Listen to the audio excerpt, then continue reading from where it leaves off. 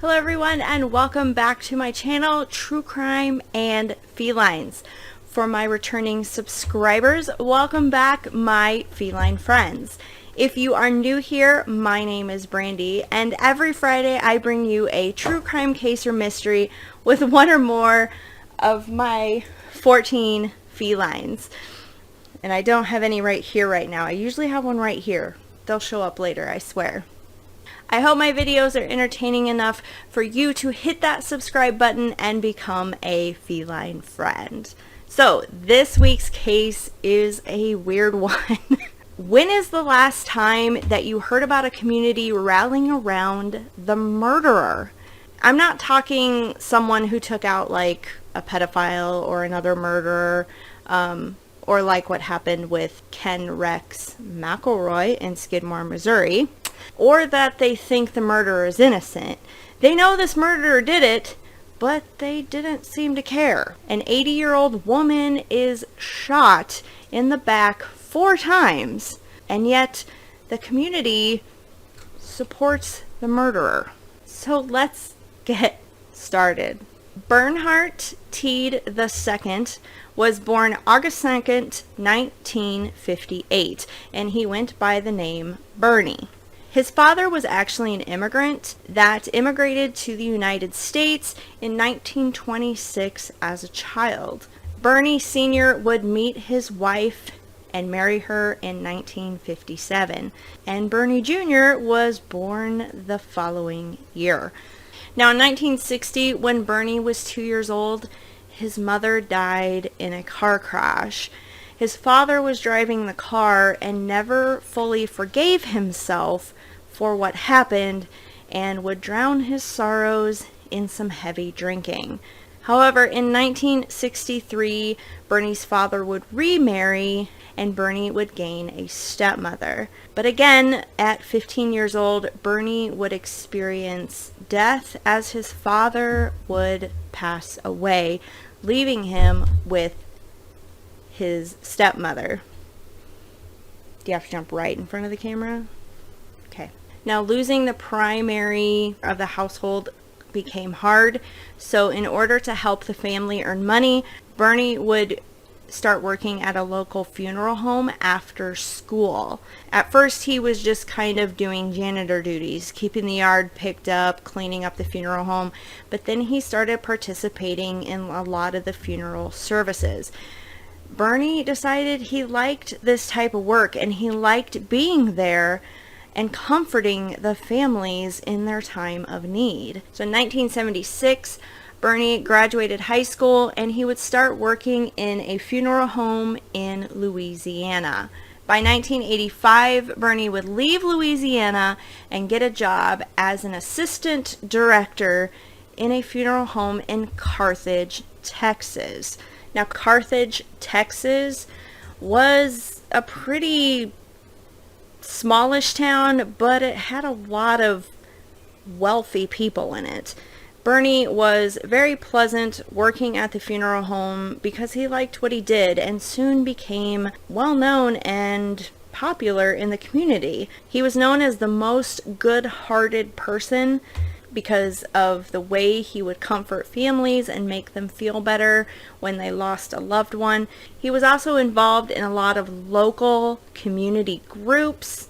He participated in the church choir, and he also would act in plays in the local theater. Bernie was a very giving person all around and would donate a lot of his money to local charities as well. In March of 1990, Bernie was arranging a funeral for a man named Rod Nugent Sr. He was the husband of 80-year-old Marjorie Nugent. Now, the Nugents were very well off, as Rod had been an oil man and owned the majority shares to the bank in town. They were one of, if not the richest families in Carthage, and their net worth was about $10 million. They had a very large house that they lived in on the edge of town. Now, the community didn't really think that highly of Marjorie. They saw her as a cold, bitter, and judgmental woman. One community member stated if she held her nose any higher, she would drown in a rainstorm. And Marjorie's own nephew would call her the meanest woman in East Texas. However, depending on which family member you spoke to, Marjorie could be very loving or very nasty. Her nephew would state that she had a lifelong history of being pretentious and nasty to people. She would tell people in no uncertain terms why you weren't good enough, smart enough, or otherwise worthy of her time. However, Marjorie's granddaughter, from her only son, Rod Jr., would state she only had fond memories of Marjorie. Her daughter would state that she stayed for a couple weeks every year with Marjorie, and that Marjorie was very loving, that she would show her how to make cornbread and give her seamstress skills, and that she always had a hug for her. Now, despite all this reputation that Marjorie had, Bernie, of course, would do his job. He comforted her in her time of need, and Marjorie seemed to take a shine to Bernie. She started by taking him out to dinner, and they became friends.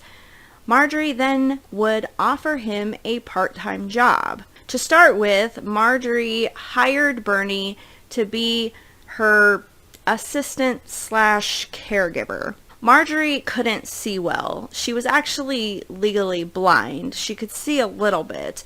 And so Bernie would read her mail and become the bookkeeper for her husband's trust. Marjorie would pay Bernie $900 a week for his part-time job. Now, although Marjorie was 40 years older than Bernie, it seemed the two started getting romantic. This was a bit of a surprise to the community, not because of the age difference, but many thought Bernie may be gay. Now, this was later confirmed at his trial, and he stated he was just a gay man living in a closet because he was ashamed, because that's how he was brought up. However, Marjorie's family believed that Bernie was just playing romantic in order to get at Marjorie's money. Now, Marjorie's family, mostly her son Rod Jr., would share his suspicions with his mother and told his mother to be careful because Bernie may not be the good guy you think he is. However, Marjorie would dismiss her son's comments and fears and just sort of ignore him. And there's times that she would stop talking to him. Rod Jr. really felt that his mother was madly in love with Bernie, and this was a dangerous situation. Now, whether or not Marjorie and Bernie had a sexual relationship, that is unknown. But by my guess, I don't think so.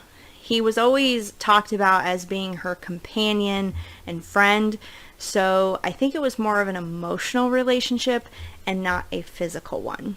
But that is just my opinion. Now, in 1993, Bernie had been working for Marjorie for about 2 years. Marjorie had asked Bernie to actually quit his job at the funeral home and come work for her full-time as her business manager and travel companion. Bernie did as she asked, and they ended up traveling the world together, even going all the way to Egypt to see the pyramids. Bernie definitely benefited from his new job and being the companion of Marjorie, as she gave him clothes and gifts and even paid for flying lessons for him. And he was also making a pretty good salary. Now, Marjorie would disinherit her only son, Rod Jr., and would end up rewriting her will and name Bernie as her sole beneficiary of her $10 million estate. Marjorie also gave Bernie power of attorney over all of her accounts and told Bernie to spend the money as he wishes. With Bernie's new generous salary And now having Marjorie's money that he could spend, he started putting money back into the town of Carthage. He would fund and create scholarships for students. He would give generously to local charities. He bought at least 10 cars for different people in the town, telling them to just pay him back whenever they could. He also bought a house for a couple that was struggling with finances, and he pledged $100,000 to the local church so they could build a new building. So obviously, Bernie really loved his town and his community and made the best of his situation. Now, Rod Jr., he lived in Amarillo, Texas at the time, and word got to him that Marjorie's money was sort of flying out the door. Now, when Marjorie's husband was alive, both of them were not very charitable. They kind of hoarded their money, and they never spent it on the town or gave to local charities. So Rod just became concerned that all this money was now flying out the door. So in order to make sure that his mother wasn't being taken advantage of by Bernie, Rod Jr. had called up and asked if he could see the transactions of all the money coming in and out of the accounts. Both Marjorie and Bernie would refuse to share the transaction details with him. Now, Rod really thought Bernie was taking advantage of his mother, and he wanted to stop it. He ended up suing his mother in 1996, and the bank ended up removing Marjorie from her husband's trust and replacing her with Rod. Now Rod had full access to the account, and he would review all of the transactions from when Bernie first took over the accounts. While reviewing these transactions, he discovered there was about $3 million that was missing and unaccounted for, and he immediately blamed Bernie. Now, Marjorie still had some control over most of the money, and Rod decided in order to completely get rid of Bernie that he needed to become Marjorie's legal guardian so that he could start taking Bernie off all the accounts. So Rod commissioned to do just that. As that was going through, Rod was having trouble getting hold of his mother. Starting in November of 1996, he could not get a hold of her no matter how he tried. Now, he knew she was upset about the lawsuit and being removed as the trustee, and there was a point when she refused to talk to him. However, a full 9 months had passed, and Rod still wasn't able to see or talk directly to his mother. Every time he tried to get a hold of her, Bernie would give excuses or always had a story on her whereabouts. At Christmas time, Bernie told Rod that Marjorie was in Ohio visiting her sister. On New Year's, when Rod tried again, Bernie said that Marjorie decided to stay at her sister's house through the holiday season. In early spring, Bernie had stated that Marjorie wasn't feeling well and therefore refused to take any calls or visitors. By late spring, the story is that Marjorie actually had a stroke and was in the hospital, and then had been moved to a nursing home to recover from this stroke. Now, Rod and his daughter had had enough, and they took a trip from Amarillo to Carthage and filed a missing persons report on Marjorie in July of 1997. Rod Jr. was able to get the sheriffs to hire a locksmith and essentially legally break into Marjorie's house in order to do a wellness check. So Rod Jr., his 2 daughters, and a couple sheriff deputies went to Marjorie's house. Now, Rod stated he was mainly looking for documents to either show what nursing home his mother was in or medical bills showing this supposed stroke she had. His daughters and the other deputies searched the place, calling Marjorie's name, and they ended up in the garage. And in the garage, there was this deep freeze, and it had been taped shut. Rod's daughter thought that was odd, so she ripped the tape off and opened the freezer. She said she went into sort of a shock at what she saw, and it wasn't until the deputy came up behind her and they both realized they were staring at a body. The body was Marjorie, and as her nephew would put it, she was right beneath the pot pies. So of course, after this discovery, the sheriff's office set out to find Bernie right away. He wasn't hard to find, and he didn't run away. He was found at a local Little League where the game had just finished, and he was taking their players and their families out for dinner. Authorities would take Bernie and question him. It did not take any time at all. Bernie broke down, and he confessed that he killed Marjorie and started to tell the police what actually happened back on November 19th, 1996. Bernie said that he arrived at Marjorie's house that fateful day around 8 a.m. He would go clean out the freezer and then wake Marjorie up and make her coffee.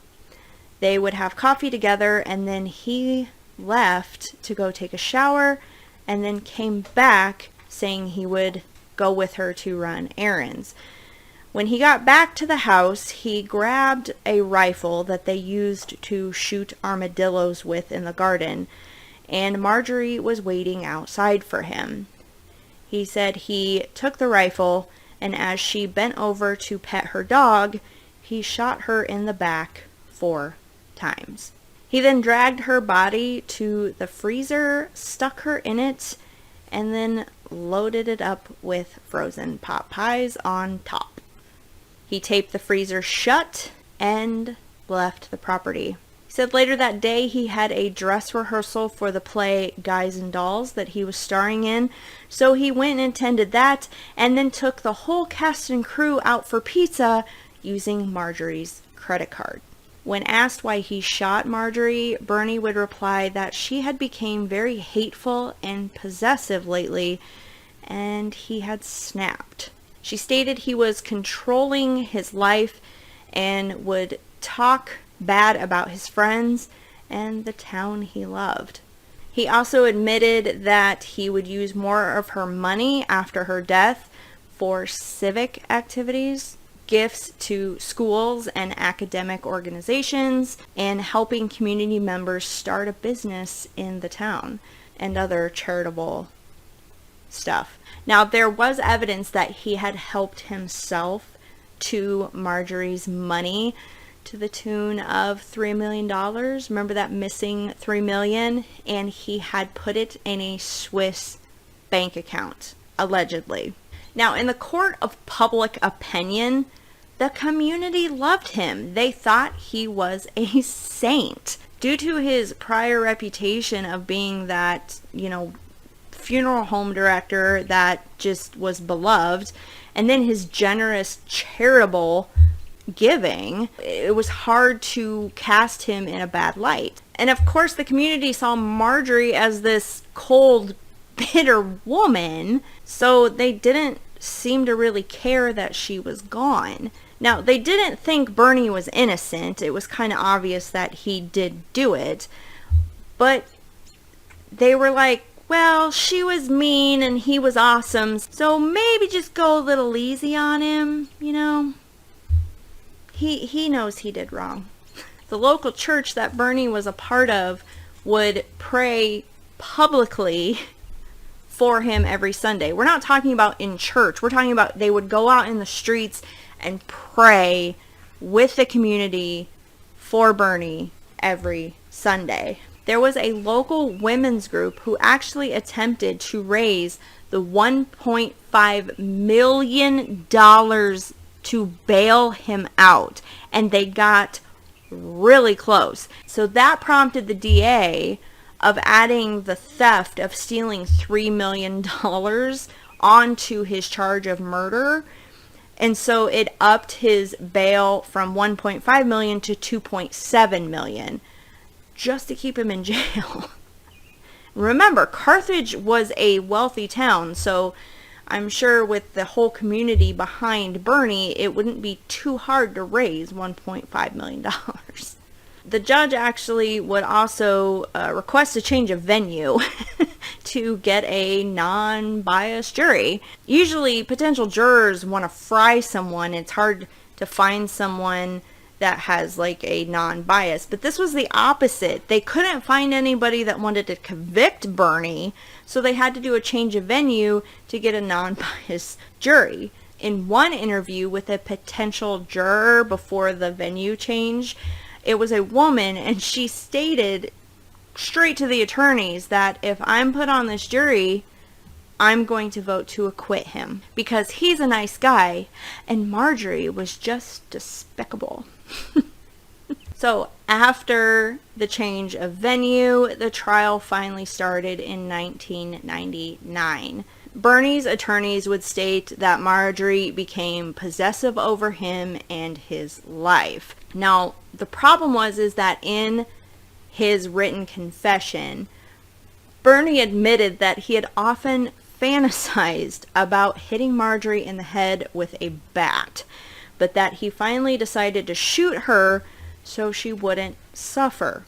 And him clearing out the freezer before he shot her, and then, going home to take a shower and coming back and still, shooting her after all of that, it showed premeditation of the murder. Now, a jury would convict Bernie of first-degree murder, and he was sentenced to life in prison without parole. He did appeal his sentence, but the courts ruled that there was sufficient evidence of his premeditation, so his appeal was denied. So Bernie entered the prison in 1999, and he was promptly jumped and attacked by inmates and beaten up. After his recovery, however, he, of course, became a model prisoner. He taught health classes and he sung in the prison choir, and in his free time, he cross-stitched memorials for families that lost loved ones so they could place them on their graves. Of course you did, Bernie. Now, you think this is where the story ends. Boy, would you be wrong. It gets weirder. So in 2011, a movie was made about this case named Bernie. It starred Jack Black, Shirley MacLaine, and Matthew McConaughey. It was directed by Richard Linklater. Remember that name. The film portrayed Marjorie as this cold, abusive, judgmental bitch, and Bernie as this good-hearted, beaten down man that just snapped. Bernie, named Jodi Cole, saw the movie and became interested in Bernie's case. She wondered how someone like Bernie, who was beloved by all and had this good-natured heart, would turn and do such a heinous crime. She studied all the case materials and documents and actually met with Bernie in prison. After talking to him, she discovered some information that she felt needed to be brought to light that was never a part of the first trial. She would end up filing a post-conviction writ stating that Bernie's constitutional rights were violated in his first trial and there is new evidence that is to be brought to light. So in the writ, it was included that Bernie provided more examples of how Marjorie was controlling and, emotionally abusive towards him. They'd also include in the writ that Bernie was in what's called a dissociative state when he murdered Marjorie. This was due to when he was 12 years old, he was sexually abused by his uncle. And Marjorie's abuse brought back those memories, which then put him in a dissociative state. Jodi Cole would also have forensic psychiatrist Richard Pesikoff come in and interview Bernie. The psychiatrist determined that on that fateful day, Marjorie had made some unpleasant comments about one of Bernie's friends. And Bernie had completely lost control of his emotions and behavior. And he experienced a psychological dissociative state or experience in which he was floating outside of his body when he shot her. So in 2014, a judge accepted the post-conviction writ and agreed for a resentencing trial to take place. This would then lead Bernie to be able to be released from prison on $10,000 bond while a new resentencing trial was scheduled. Along with this writ, there was this theory that Bernie was actually framed for Marjorie's murder and really didn't do it, but he would end up confessing because the authorities at the time had found some videotapes when they searched his house, and they were going to, leak these videotapes to the public if he didn't confess. These videotapes were allegedly, gay pornographic videos. And because he didn't want anybody to know that he was gay, he went ahead and confessed. However, the evidence and everything, it went straight to him. So he did kill Marjorie. I mean, he was already convicted of this. He's not getting a retrial of his conviction. He's getting a resentencing trial to attempt to get a lighter sentence for his murder. The funny part about this is the prosecuting attorney, when somebody mentioned the videotapes and possibly being threatened with those videotapes, he actually stated to the press that if he would have known that that was maybe allegedly happened, that he thinks Bernie should deserve a lighter sentence too. This is the prosecuting attorney saying this. So now Bernie's not only beloved by his community, the prosecution is feeling sorry for him now. It's just insane. Now, Marjorie's family was not notified about Bernie's release on bond. They found out through media reports. Marjorie's granddaughter was very shocked to learn of it, and she said she was very saddened to know that a Hollywood movie, potentially had influenced the legal system. Now, Bernie was able to come up, obviously, with the $10,000 bond. It was probably paid for him, let's be honest, by the community. And he was released on bond and released from prison in 2014. Now, here is another weird part. From 2014, when he was released from prison, to April of 2016, when the resentencing trial was scheduled, he lived in a garage apartment on Richard Linklater's property, the director of the film Bernie. Richard had offered at his bond hearing to help him, and it became part of the bond and a condition of his release that Richard was kind of his, supervisor while he was out. And while he was out for these 2 years, there'd be a lot of benefits and everything on Bernie's behalf. There was even a benefit where Jack Black came and Jack and Bernie sang a duet on stage. It's amazing. Anyway, now both Rod Jr. and his granddaughters would assert that Marjorie was not the woman depicted in the film, and people needed to stop comparing the film to true life events. But other witnesses' testimonies differed. There was a county commissioner that testified that when he talked to Marjorie back in 1993 after she had switched the will and hired Bernie, she told him that she'd spend every single last dime of her money in order to not leave it to her family. And that's why she had told Bernie, spend as you wish. Marjorie's sister would get on the stand and tell the jury that she was afraid of her sister because her sister would often do ugly things. Marjorie's nephew would get on the stand and stated that what the movie portrayed was spot on for Marjorie, that she had done several acts of abusive behavior towards him as a child. In one example, he stated, "When I was 14, she told me to clean out a wasp's nest. I didn't have any gloves or tools, so she told me to do it with my bare hands. I refused, and she chased me around the yard with garden shears. She chased me in the house and locked me in the bedroom for 2 days and wouldn't let me call home until I apologized and did what she wanted me to do.